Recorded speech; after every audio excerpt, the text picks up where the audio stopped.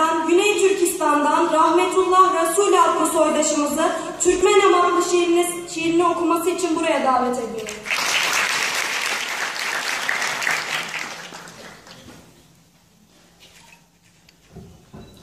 Saygıdeğer büyüklerim, değerli öğretmenlerim ve sevgili arkadaşlarım, öncelikle hepiniz hoş geldiniz. Şimdi Afganistan'da, Irak'ta ve İran'da ve Suriye'deki Türkmen kardeşlerimizin yaşadıkları zulüm ve haksızlıkları konu alan Türkmenim şiirini size seslendireceğim. Türkmenim. Asırlarca şanı şevketler bilen Dabaralı devran süren Türkmenim. Selçuklu, Osmanlı, Efşar adında büyük devletleri kuran Türkmenim. Selçuklu, Osmanlı, Efşar adında büyük devletleri kuran Türkmenim. Yurdun bir ucu Rum'a yetip de senin adın giyin cihanı tutup da düşmanlarını birin yetip de tuğun Avrupa'da parlan Türkmenim.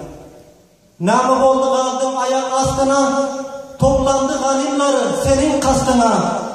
Darga dengde kaldım düşman destine, gündüzü hem gece süren Türkmenim. Geceler uzakta atmadı dönler, ören öne gitti sen bile demler. Sende hem köptüle fikirler anlar, ayak astı bolup galın Türkmenim. Ayak astı bolup galın Türkmenim. Biri Rum'da, biri Atavat'ında, biri Hindistan'da, biri Hatan'da. Bizim birin hem oyadan, uhlak yatanda, zalimler eline galın Türkmenim.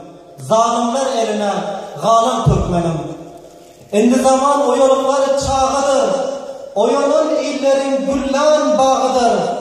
Ferhem aydar uyku, boyun bağıdır. Asır uykusundan oyan Türkmenim. Asır uykusundan oyan Türkmenim. Çok teşekkür ederim.